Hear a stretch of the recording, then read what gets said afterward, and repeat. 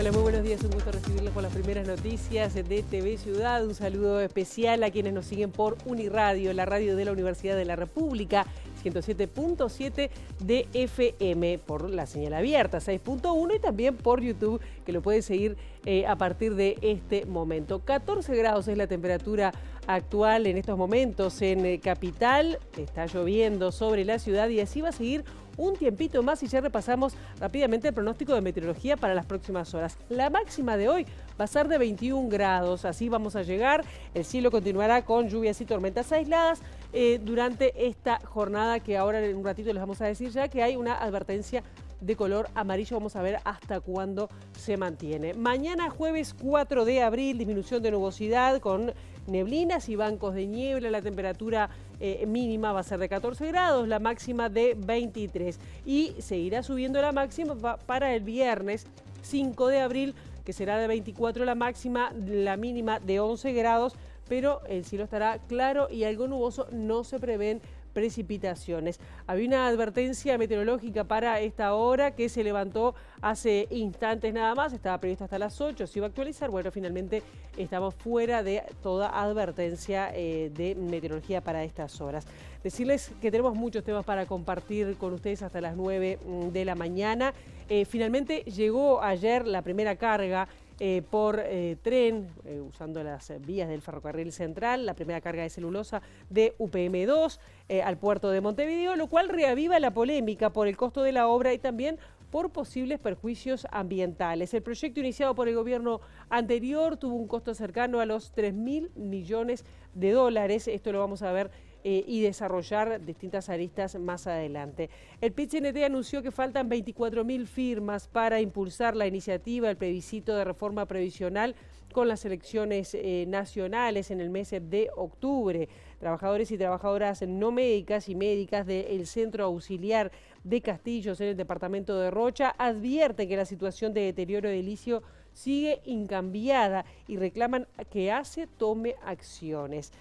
También informaciones que vienen desde Argentina, porque el presidente Javier Milei encabezó este martes el acto central por el 42 aniversario de la Guerra de las Malvinas y reclamó por la soberanía de las islas. ¿Qué va a pasar después de 8:30 en esta edición de MD Noticias? Bueno, estaremos recibiendo, será desde Argentina, a Felipe Piña, escritor, historiador, que ha participado además en una cantidad de escritos y de libros coleccionables sobre la dictadura, sobre la historia reciente de Argentina, que va a venir a nuestro país, aquí a Montevideo, para presentar una obra sobre personajes famosos de la historia del mundo, pero también de la región, y vinculado con un contexto de sus historias clínicas y las historias de sus países en esos momentos. Felipe Piña va a estar con nosotros entonces a las 8:30 de la mañana. Y ahora, ¿qué les parece si abrimos la ventana hacia las calles de la ciudad, hacia las calles de Montevideo, calles que se encuentran mojadas por la lluvia de esta hora? @IMTránsito, @MBD Transporte para seguir en tiempo real en las redes sociales cualquier cambio a nivel del tránsito en la ciudad. Y decirles que Tomás Diago, entre Pajes Ledesma y 21 de septiembre hasta las 13 horas, va a estar cortado a la circulación por trabajos de hormigonado. Almirón, entre Cepe y Volteadores, hasta las 5 de la tarde será el corte.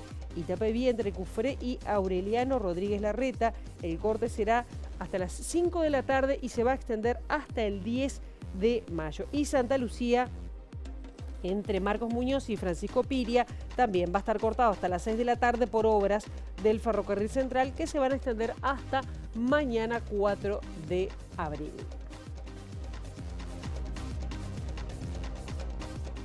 Mientras siguen algunas interrupciones por obras del ferrocarril central, la llegada del primer tren proveniente de la obra de UPM2 sigue generando polémica, revivando polémicas.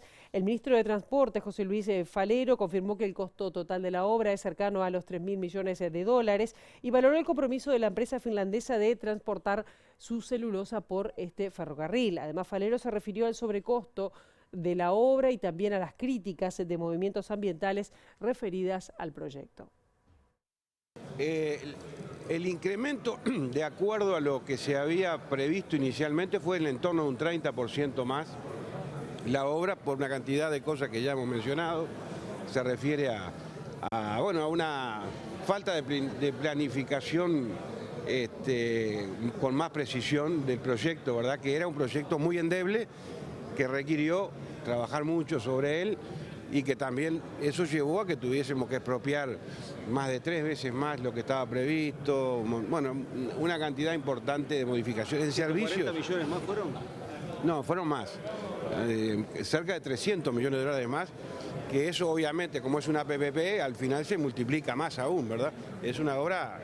¿Cuánto quedó el costo final? Y el costo final va a andar en 1.250 millones de dólares. Con respecto a las críticas que llegaron por parte de algunos movimientos ambientalistas referidos a la cercanía del paso del tren con productos químicos muy cerca de ciudadanos y ciudadanas, Falero sostuvo: podemos estar mejor, ¿verdad? Digo, siempre. El sistema ferroviario que está en Uruguay es de los más modernos a nivel mundial. Con respecto al transporte de químicos, llevarlo por ferrocarriles, llevarlo por ruta, los riesgos, me atrevo a decir que son significativamente menores. Mirá lo que te digo. Ir con varios camiones de químicos encima de una ruta, pasando por un puente, en un cruce de agua, te das cuenta que es mucho más riesgoso. Yo creo que hay desconocimiento. Y luego de este primer tren que se hizo de prueba llegando al puerto de Montevideo, se irá probando los distintos tipos de señalización, también se verá incrementada la velocidad, la seguridad, hasta llegar a una formación completa que va a alcanzar hasta los 25 vagones de carga. Una vez establecida la rutina de ese transporte, se va a incorporar al tránsito trenes con químicos y también con combustibles, aprovechando la vía. Quien no fue invitado a esta celebración, a esta llegada del primer tren, fue el exministro de Transporte, Víctor Rossi, que sin embargo aseguró que la llegada de este primer cargamento de celulosa al puerto es una gran noticia y que las críticas de Falero a los costos mayores que tuvo la obra son política menor. Habitualmente no recibo noticias de las inauguraciones, pero este es un gran acontecimiento, un hecho muy importante que culmina una etapa que seguramente fue larga y difícil porque no había la experiencia y el conocimiento acumulado para garantizar una renovación a este nivel. Estoy permanentemente acostumbrado a que ni siquiera disfrutan los acontecimientos tratando de hacer politiquita mirando para atrás. Hace 5 años que no estamos en el gobierno, hace 4 años y pico, y el desarrollo de buena parte de este proyecto es también un mérito del gobierno que él integra, y realmente creo que tienen el mérito de haber continuado esa obra que cuando nosotros estuvimos pudimos avanzarla en un 10-12% solamente. Lo demás es esa costumbre que tenemos en el Uruguay de siempre buscar el vaso vacío.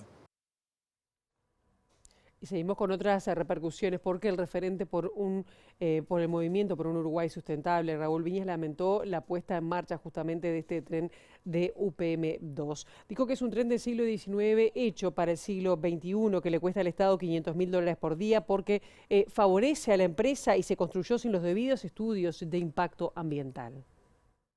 Este tren es el tren de UPM. Cuando el gobierno presentó por primera vez, en noviembre del 17, que quería hacer un tren desde Paso de los Toros a Montevideo, ya la empresa tenía el plan pronto. Un plan desarrollado por la finlandesa DR-Track, una empresa relacionada directamente con ellos. Plan que nos sirvió mucho porque vimos los problemas que tuvo, pero que le pagamos $5 millones. Y ahora, con este tren, ahora que empieza a funcionar, en este momento en que tanto se habla de los problemas de pobreza de nuestro país, el país está comprometido a pagar casi $500.000 por día a la empresa por el tren. Viñas cuestionó además que el tren funciona a diésel, que tiene una velocidad promedio menor a los 50 kilómetros por hora y que atraviesa las ciudades. A pesar de todo lo que se hizo para que el trazado del tren corriera por fuera de las ciudades, no fue autorizado. Se le dijo en ese momento a la Intendencia que había estudios del Ministerio de Transporte que hacían imposible que el tren pasara fuera de Montevideo. Nosotros se los pedimos al Ministerio. Primero no los entregaron. Después dijeron que no los podían entregar ante un pedido de acceso a información pública porque eran confidenciales.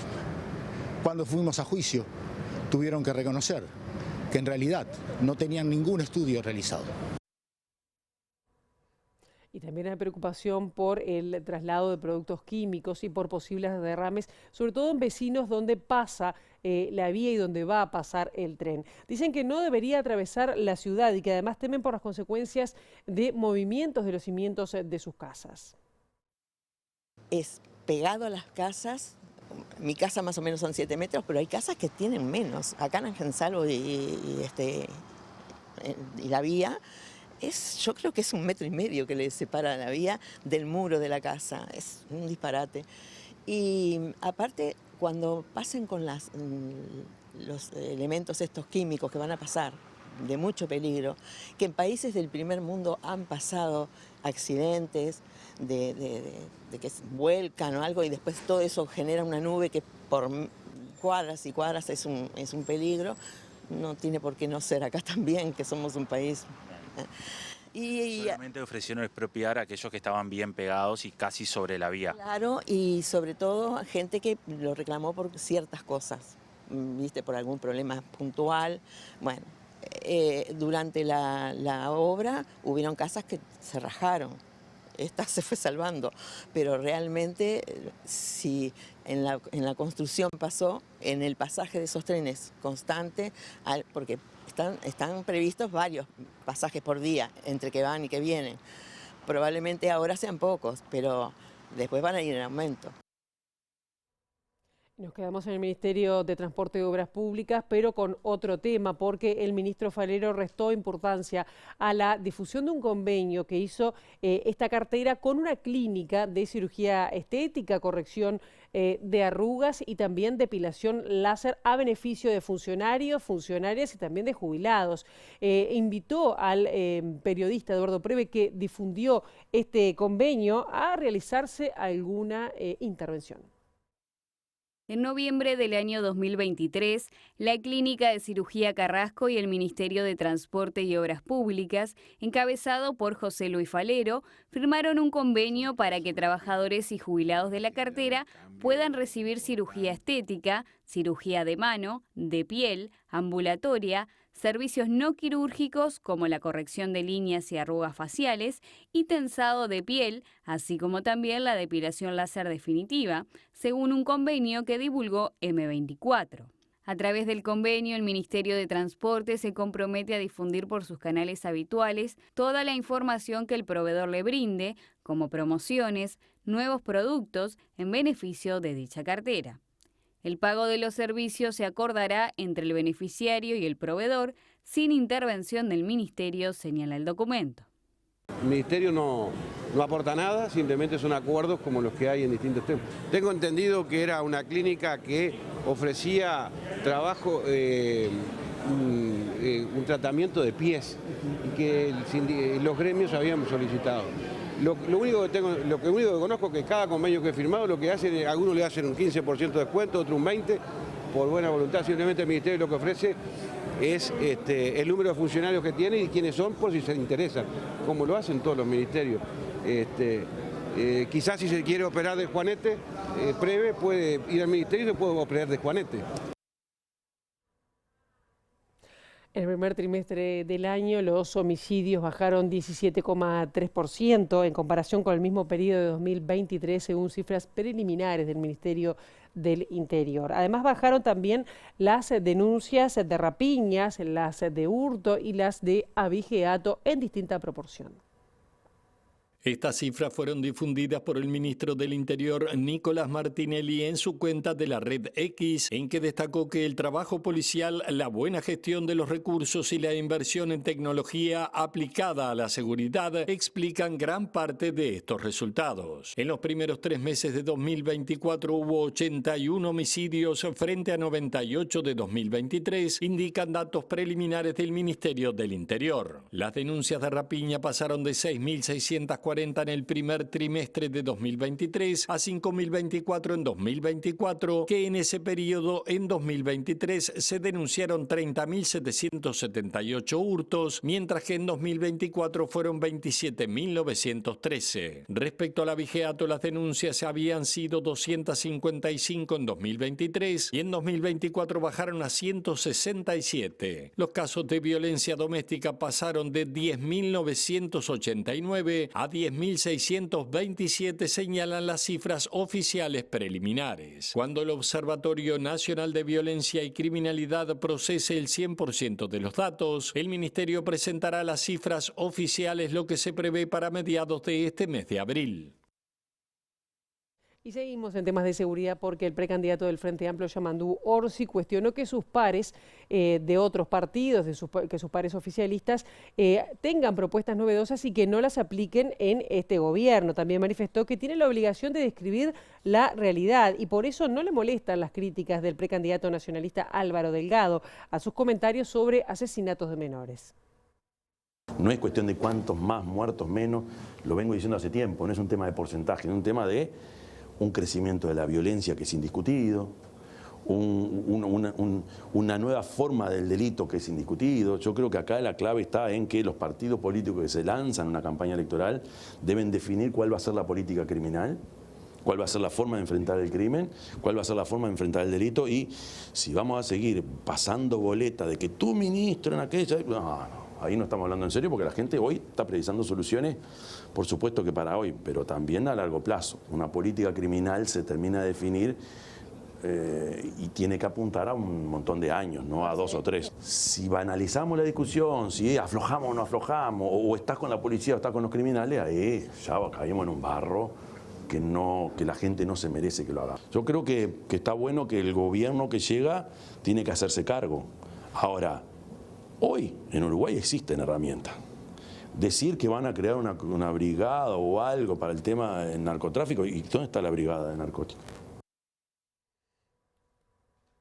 La precandidata blanca Laura Raffo rechazó las ideas de modificar la ley de violencia hacia las mujeres basada en género, impulsada por algunos integrantes del oficialismo de partidos que integran la coalición multicolor. También cuestionó las propuestas de seguridad del Frente Amplio por considerar que contemplan la prevención, pero no la represión.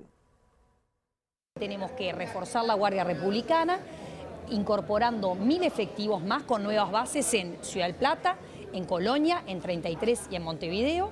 También creemos en el plebiscito que se va a hacer de allanamientos nocturnos con orden de un juez para que el delito se vea perseguido a cualquier hora del día y eso lo van a poder votar los uruguayos el próximo octubre. Y finalmente, en materia de represión del delito, que es muy importante y que es algo que la base programática del Frente no contempla, también vamos a duplicar las videocámaras de vigilancia, poner más escáneres en el puerto y usar la tecnología para seguir combatiendo el delito. Represión y prevención, ambas en conjunto para una mejor convivencia en paz de todos los uruguayos. Hay dos propuestas en este momento para modificar la ley de violencia basada en género, la ley 19.580. Tienen de alguna manera la misma base, señalar que se viola el principio de inocencia de los hombres y que hay algunas desigualdades en ese sentido. ¿Cuál es su opinión?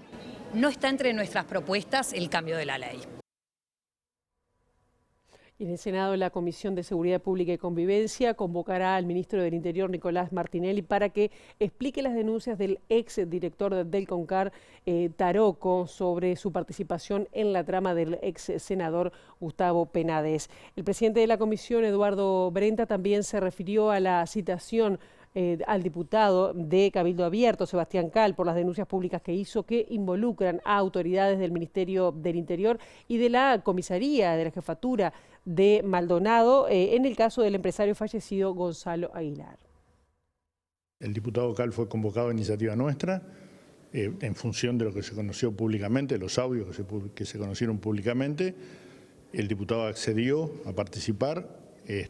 A propuesta del senador Manini, la comisión funcionó en forma secreta.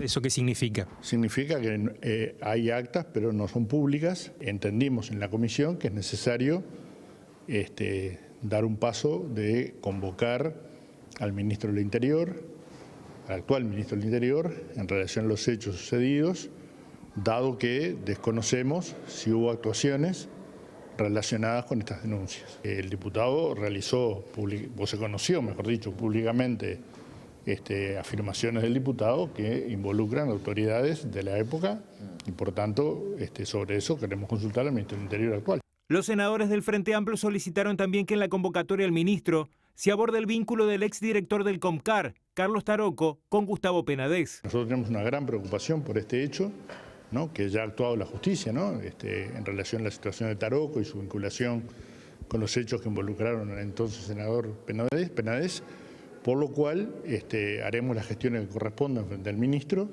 a los efectos de informarnos ahí sí respecto a los hechos y cómo se produjeron estas actuaciones y las eventuales responsabilidades.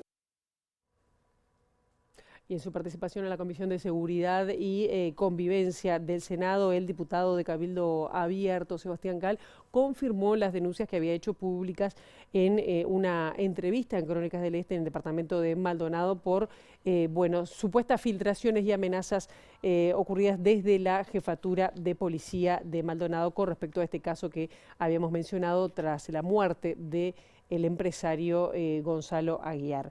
Vamos con otros temas. Ayer la encuestadora Cifra dio a conocer la última encuesta sobre la aprobación o consideración del actual presidente de la República, Luis Lacalle Pou, y lo hizo ayer en Telemundo. La muestra corresponde al mes de marzo y arroja que 46% de la ciudadanía aprueba el desempeño de la administración Lacalle frente al 40% que la desaprueba y 14% que ni aprueba ni desaprueba o no opina. El informe de Cifra concluye que el juicio sobre la gestión presidencial está muy asociado a la intención de voto en las próximas elecciones. Entre quienes piensan votar a algún partido de la coalición, la enorme mayoría expresa satisfacción con el desempeño de Lacalle Pou. 86% de los que votarán al Partido Nacional y 80% de los que votarán a otros partidos de la coalición. En cambio, entre quienes tienen intención de votar al Frente Amplio, casi 3 de cada 4 están desconformes con la gestión actual. Entre las personas indecisas, casi la mitad aprueba el desempeño del presidente y menos de un cuarto desaprueba. El análisis también muestra que a partir de 2022 los juicios positivos disminuyeron y los negativos aumentaron. Los peores momentos fueron los comienzos de año, en febrero de 2023 y en febrero de este año, cuando menos de 45% de la ciudadanía aprobaba su gestión. Y ayer hubo intensa actividad en el PIT-CNT cuando se anunció que faltan 24.000 firmas para llegar a las necesarias para impulsar el plebiscito previsional de cara a las elecciones de octubre, si se alcanzan estas 24.000 firmas. Es decir, esta cifra es necesaria para habilitar la consulta popular, por lo que durante el mes de abril habrá jornadas especiales para conseguir estas adhesiones que restan aún conseguir. El plebiscito propone fijar en 60 años la edad jubilatoria, contrariamente a lo que plantea la reforma previsional recientemente aprobada, igualar las jubilaciones mínimas al salario mínimo nacional y eliminar las administradoras de fondos de ahorro previsional, las AFAP. El presidente del PIT-CNT, Marcelo Abdala, dijo en conferencia de prensa que se llegará a las 270.000 firmas correspondientes al 10% del padrón electoral que son necesarias para impulsar la consulta popular, en lo que consideró una nueva hazaña y otra victoria popular. Esto viene a contrapelo de la decisión que tomó el Parlamento, esto viene, digamos, con una militancia muy espartana, con pocos recursos, pero con mucho amor, con mucho cariño por la actividad, y si persiste el ritmo actual y además se fortalece en el mes de abril, vamos a llegar a las firmas necesarias, lo cual es recontra importante. De modo que la seguridad social se convierta efectivamente en un derecho humano fundamental y se abra un cauce que permita, mediante legislación, mediante diálogo social, ir a una reforma integral de la seguridad social, pero no solamente sostenible de manera económico-financiera, sino también sostenible desde un punto de vista social, con igualdad y con derechos. El precandidato nacionalista Álvaro Delgado, de gira por el departamento de Río Negro, se refirió justamente a esta noticia. Dijo además que es probable que se alcancen las firmas para plebiscitar esta reforma previsional, pero dijo que de aprobarse sería un desastre. Llegó el momento donde no podemos ser más tibios, tenemos que ser claritos para la gente. Porque es probable que en este mes de abril, que es la última vez que le queda, lleguen a las 270.000 firmas, con lo cual junto a las elecciones nacionales de octubre se va a plebiscitar el sistema de seguridad social. Y esto es entre la reforma, la seguridad y la tranquilidad de asegurarnos jubilación o el Triángulo de las Bermudas. Es una catástrofe, porque entre otras cosas nos van a confiscar, nos van a sacar 22.000 millones de dólares que 1,5 millones de uruguayos tenemos en las AFAPs, porque las quieren derogar. Ahora cuando el PIT-CNT y gran parte del Frente Amplio juntan firmas para derogar el sistema, el Frente Amplio como partido político tomó la peor de las decisiones, dar libertad de acción.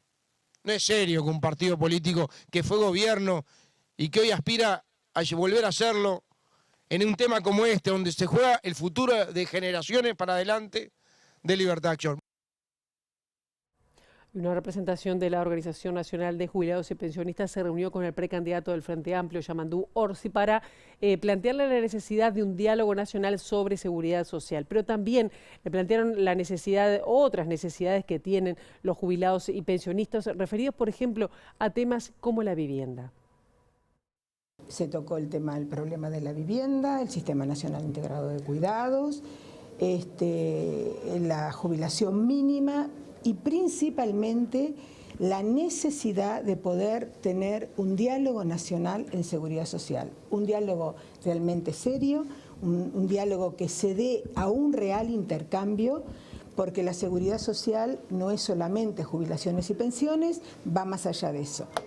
Lo pusimos un poco en conocimiento de cuál ha sido nuestro trabajo a lo largo de estos 31 años, con la presencia primaria de don Luis Alberto Colotuso, ¿verdad?, que tuvo esa visión tan importante, porque esto se construyó con procesos, con historia, y seguimos siendo la organización más representativa a nivel país, con más de 150 filiales, y bueno, de eso estuvimos conversando, de la necesidad de repasar las jubilaciones mínimas, todos esos temas de políticas públicas de nuestros representados.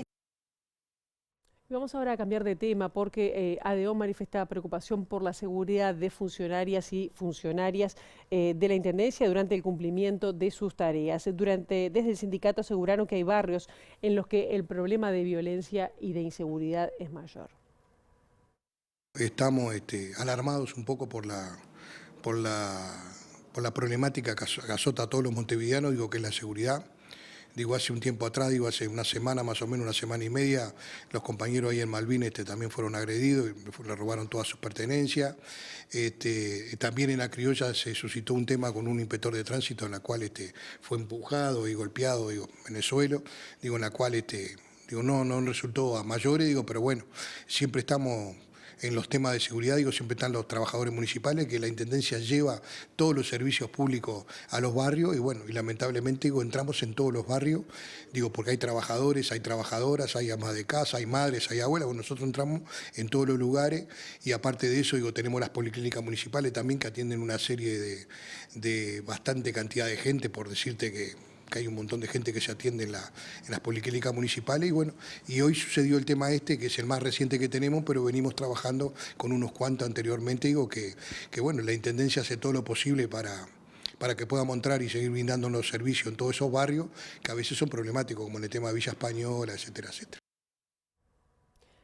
Y este martes una delegación de ADEM se reunió con autoridades de la Intendencia y acordaron establecer mesas de trabajo justamente para que previo a distintos eventos sociales donde trabajan los funcionarios se pueda garantizar la seguridad. Además, el sindicato pidió que a los jinetes identificados como agresores en los hechos de violencia ocurridos en La Criolla del Prado puedan ser sancionados con 3 años de no participar en eventos similares en el departamento de Montevideo.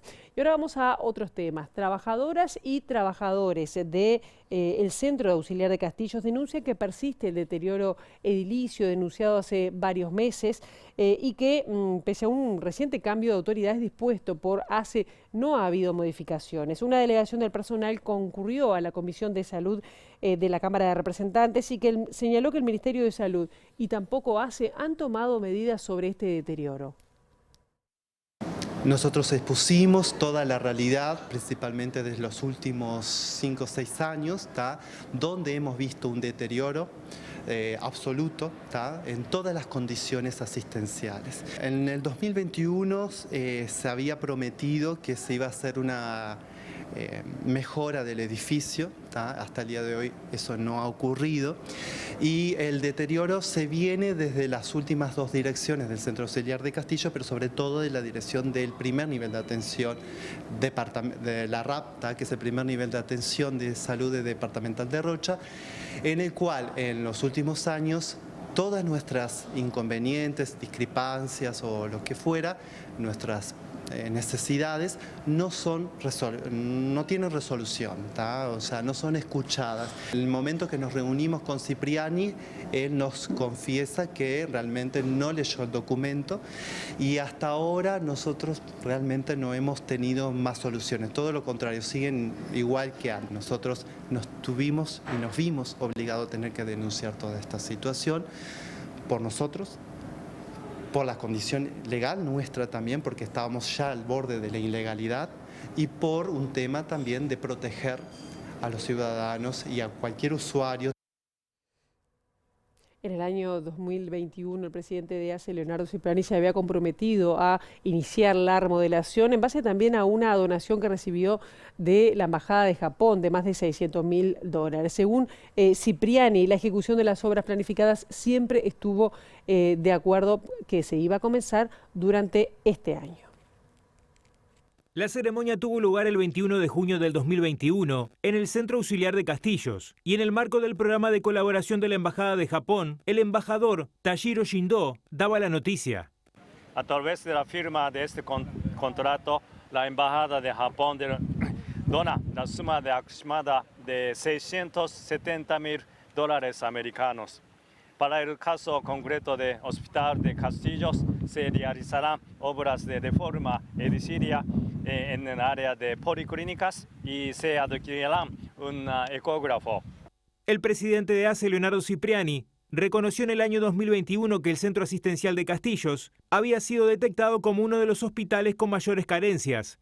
Hoy estamos en uno de los lugares que tenemos en ACE, en la salud pública del país, en el cual cuando empezamos a recorrer nos encontramos con mayor carencia. Gracias al gobierno de Japón, gracias a Japón, podemos comenzar anticipadamente la obra para reconstruir no solo las policlínicas y la farmacia, sino todo el Centro Asistencial de Castillos. Este momento, que este es el verdadero inicio de todas las obras que vamos a empezar en Castillos. ¿Por qué? Porque la población de Castillos, la población de Rocha lo merece. Esas declaraciones que ustedes estaban viendo fueron en 2021 y no en 2024, donde dice que van a empezar las obras, por eso se traían a colación. Vamos a cambiar de tema, ¿qué les parece? Y vamos a hablar de fútbol. Racing estuvo debutando por la Copa Sudamericana con un empate ante Corinthians de Brasil. El encuentro, que se jugó en el Estadio Centenario, terminó 1-1, luego que el Timao comenzó ganando con un gol de Yuri Alberto a los 69 minutos. El empate llegó al cierre del encuentro, cuando Agustín Alanís festejó a los 85 minutos. Incluso Racing pudo ganarlo sobre el final. Y hoy Nacional debuta en la Libertadores desde las 7 de la tarde ante Deportivo Libertad de Paraguay en el Gran Parque Central. Hacemos una brevísima pausa. A la vuelta de la misma vamos a estar en contacto con Felipe Piña, escritor, historiador, para que nos cuente qué es lo que va a hacer acá en Montevideo el próximo 7 de abril. No se vayan.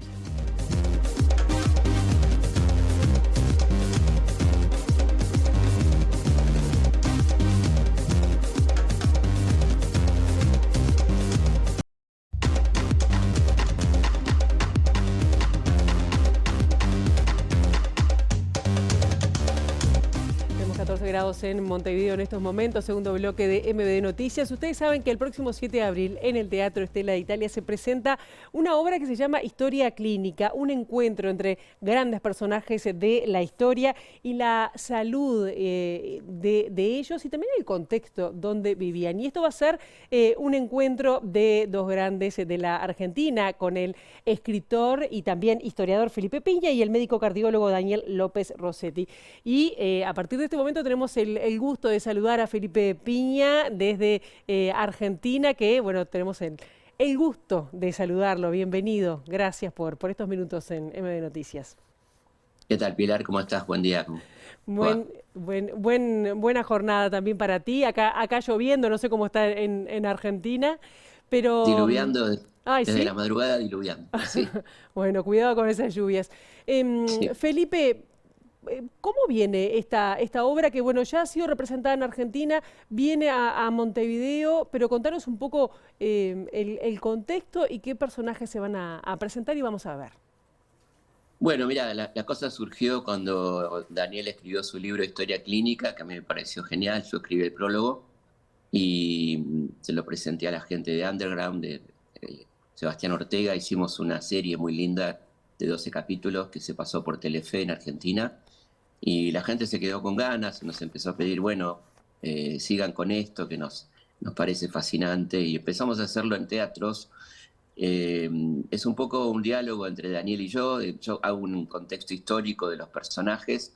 Elegimos personajes que tengan patologías o traumas importantes. No digo traumas en el sentido de no una enfermedad, sino un accidente. Por ejemplo, el caso de Frida, ¿no? Frida Kahlo, que tuvo un accidente tremendo en su adolescencia y la marcó de por vida. Y esa marca tuvo que ver con su obra tan autorreferencial, tan vinculada a su enfermedad, a sus padecimientos, a sus privaciones. Y después personajes importantes de la historia que tengan una frondosa historia clínica, por ejemplo Beethoven, ¿no? Que tuvo 38 enfermedades, una de ellas la sífilis, que era una enfermedad muy común en el siglo XIX y que le provocó esa sordera. Entonces lo que hacemos es hablar un poco de cómo las enfermedades influyeron en la vida de estos personajes, qué pasaba con la medicina en el momento de que ellos vivían, qué pasaría hoy si hay tratamientos que le hubieran salvado la vida, mejorado la vida. Es decir, que también es una manera de recorrer la historia de la medicina de Tutankamón al presente. El primer paciente, por así decirlo, es Tutankamón, ¿no? Este personaje tan interesante que fue un faraón menor, pero fíjate que fue muy famoso porque fue la única tumba que se encontró intacta en Egipto. Las demás habían sido saqueadas, y este chico de apenas 18 años, murió a los 18 años, fue víctima probablemente de una conspiración, ¿no? Porque su padre había cambiado la religión en Egipto y los sacerdotes tomaron venganza en él, sacerdotes que perdían poder con ese cambio del politeísmo al monoteísmo que había implantado su padre Akenatón. Un personaje con muchas enfermedades que se ve, por ejemplo, en su tumba. Él había tenido problemas probablemente una polio infantil, y en la tumba había más de 100 bastones, ¿no? Esta idea de los egipcios que había que prepararse para el viaje al más allá, y entonces ahí también aparecen estas cuestiones, o las autopsias que fueron guía de personajes que no se hacían atender mucho por los médicos. Entonces quizá no hay una historia clínica detallada en vida, pero sí una frondosa autopsia posterior que te permite ver qué pasó, cómo fue tratado, etcétera, ¿no? Claro. ¿Cuánto pesa el contexto de vida y la era, ¿no? En el sostenimiento y sobre todo, bueno, en la creación que esa persona, ese personaje puede tener y que nos queda hasta el día de hoy, y sobre todo en que perdure hasta la actualidad? Se me ocurre Miguel Ángel, por ejemplo, o Leonardo da Vinci. Leonardo, que es un personaje que va a estar incluido en lo que vamos a charlar, una persona que se tuvo que sobreponer a muchas cosas, y también las cuestiones psicológicas, ¿no? La incomprensión del tiempo. Leonardo vivía siglos adelantado y en su época no lo entendían, y entonces, bueno, ahí hay toda una cuestión creativa impresionante de parte de Leonardo. Miguel Ángel, que también sufrió la censura en su momento, ¿no? Sí, claramente el contexto, por supuesto, condiciona, y yo creo que en algunos casos el padecimiento de alguna enfermedad también los hace sobreponerse y sobreexigirse, ¿no?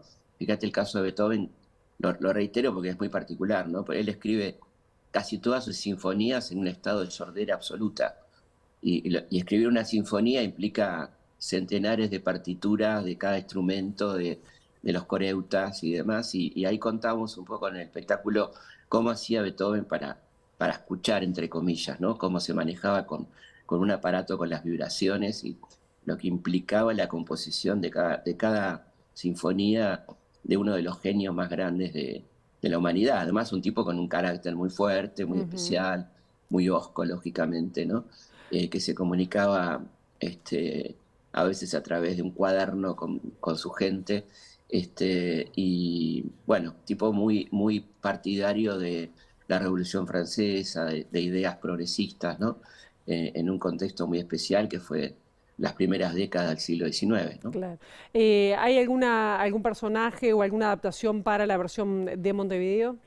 Sí, trajimos el tema de la tragedia de los Andes porque tragedia o milagro, a mí me gusta más milagro, ¿no? Pero bueno, ambas cosas son reales, porque Daniel estuvo haciendo la experiencia hace 2 meses, estuvo en el lugar del accidente, invitado especialmente, se hizo una expedición, y un poco la idea es hablar de la supervivencia, no entrar por el lado del morbo que ya sabemos, sino más bien cómo el ser humano sobrevive y qué características tienen los que sobreviven, ¿no? Cuánto afecta en la supervivencia, por supuesto, el estado físico, pero también el estado psíquico, ¿no? De aquellos que perdieron familiares. Bueno, ¿qué pasa con una persona en situaciones extremas como esa? Y él hizo un trabajo muy interesante que, bueno, lo van a ver el domingo que viene, ¿no? Claro. Felipe, no puedo dejar pasar la situación actual que se está viviendo en la región, pero también sobre todo en Argentina, y también vinculado a esto que vos estás planteando, la construcción de relatos e historia. Esto lo vemos desde el momento actual. Pero ¿qué pasa cuando la revisión o el negacionismo pasa en cuestiones bastante más recientes, como el caso de Argentina, ¿no? Sobre lo que está pasando en la dictadura reciente, negacionismos o derrocar situaciones como está pasando el presidente Javier Milei, ¿no? Sí, la verdad que tremendo, porque además en el caso argentino es cosa juzgada, ¿no? Acá hubo un juicio, se demostró que hubo un Estado terrorista, o sea que la verdad que volver sobre eso y cuestionar el número de desaparecidos y todo ese tipo de cosas es un elemento que ya creíamos en el pasado, ¿no? Tenemos tanto para hacer en el futuro que volver a traernos al pasado y este tipo de discusiones como un elemento distractivo me parece a mí es muy peligroso, ¿no?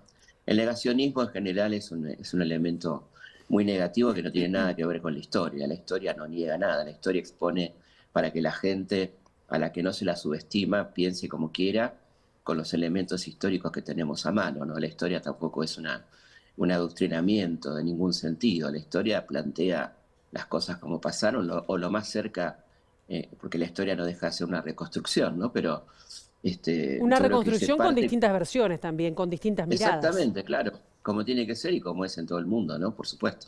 Pero digo, nunca subestimando a la persona diciéndole cómo tiene que pensar, me parece que ahí está el error, ¿no? Claro, y cuando se dice que la historia a veces es escrita por quienes ganaron, ¿no? Esto puede llegar a cambiar a mí me gusta el relato de ahora.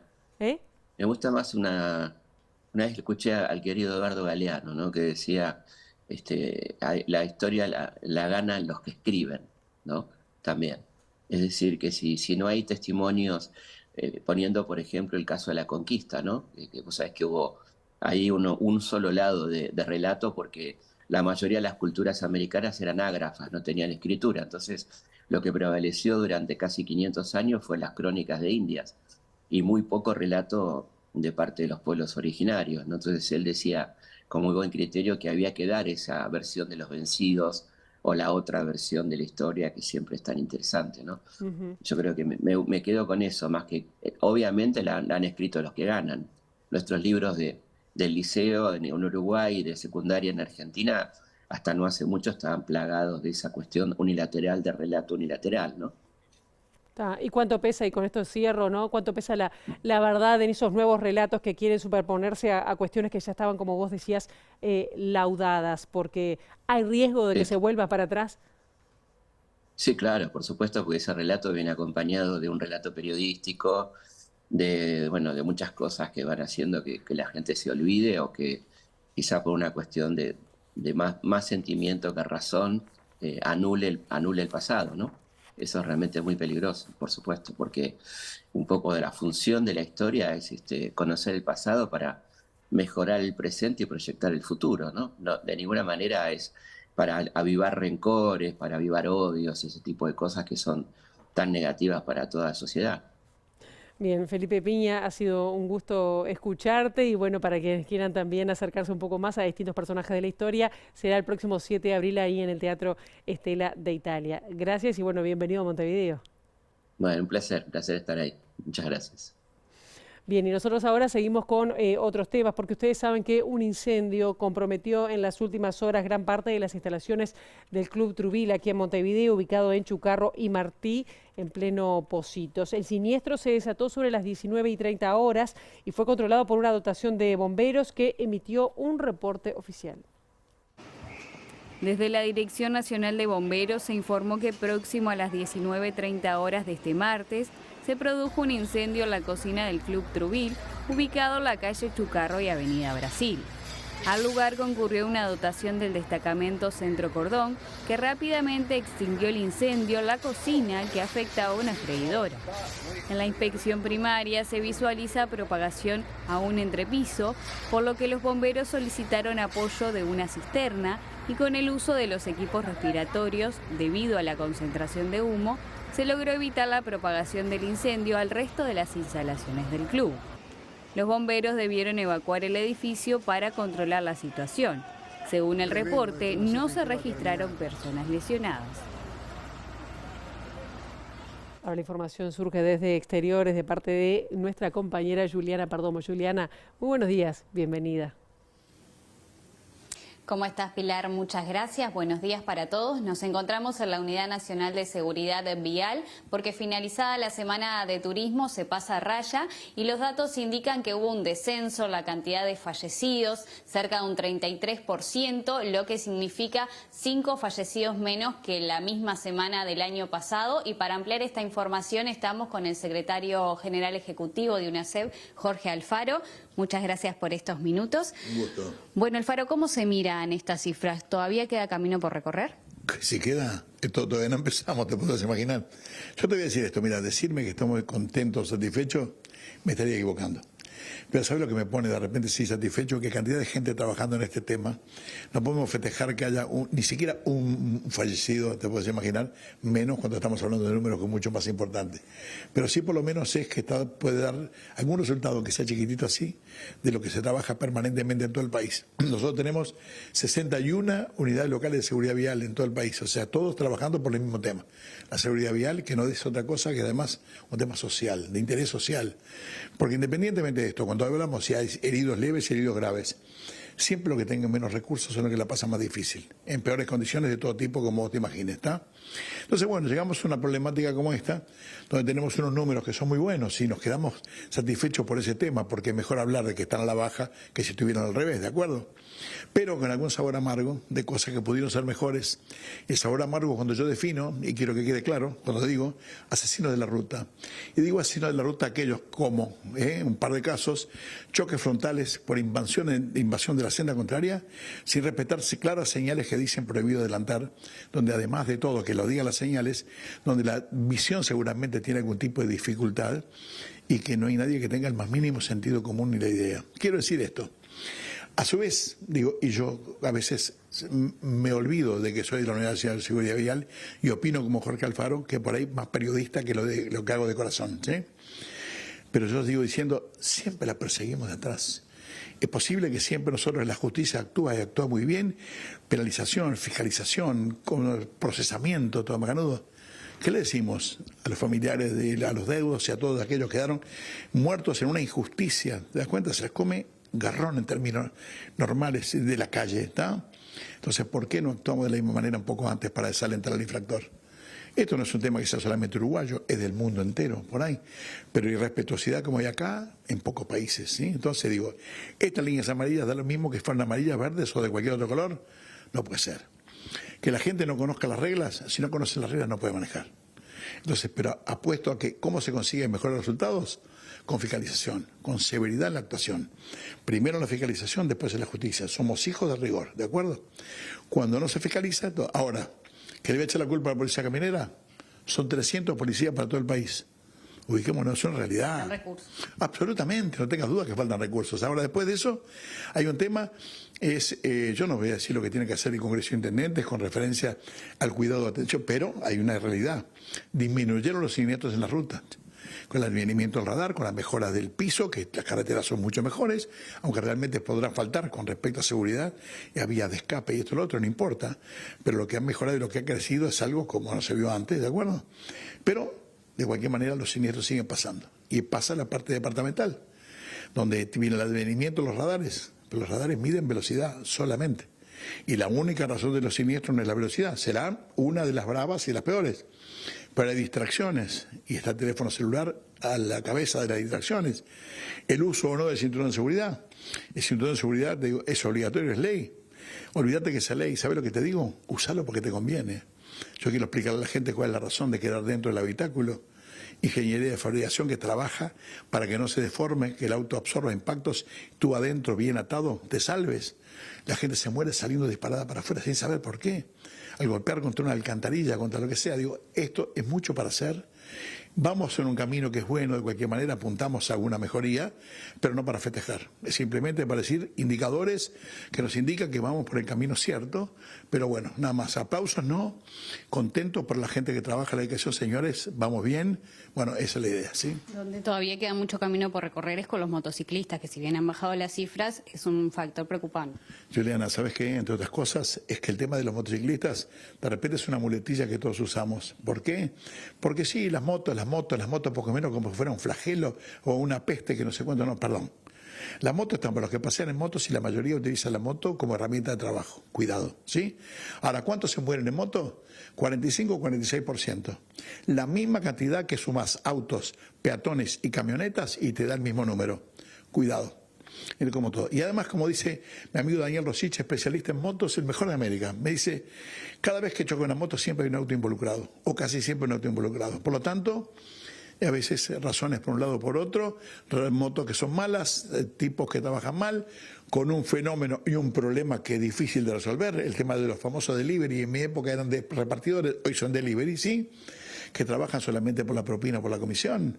¿Quién va a arreglar que vayan rápido contramano por arriba de una vereda cuando no hay un responsable? ¿Qué es lo que pasa cuando tienen que llevar la comida para la casa? Estas no son soluciones así, son soluciones laborales que implican algún tipo de trabajo con mucho más seriedad de lo que están, por lo menos sé que se está trabajando, yo he ido al Ministerio de Trabajo que me ha citado varias veces, pero el tema está en progreso, de mejoría, pero todavía no. Estamos hablando de que son 10.000 o más motociclistas que andan por la calle trabajando, ¿sí? En esas condiciones. Igual está. Así estamos. Muchas gracias. Un gusto. Bueno, Pilar, teníamos la palabra de Jorge Alfaro a propósito de este descenso, las cifras de fallecidos en Semana de Turismo. Por supuesto que vamos a seguir abordando este tema. Muchísimas gracias, Juliana. Triste el tema cuando hay no solo muertes, sino también personas que quedan lesionadas y graves. Hasta aquí llegamos con esta primera edición de MB Noticias. Ahora quedan en compañía de los compañeros de Ciudad Viva. La actualización informativa con Rosina Mayarín a las 13 horas, a las 18:55 en el informativo central. Y nosotros volvemos mañana bien tempranito a las 8 en punto con las primeras noticias de TV Ciudad. Pasen ustedes muy bien. Buena jornada.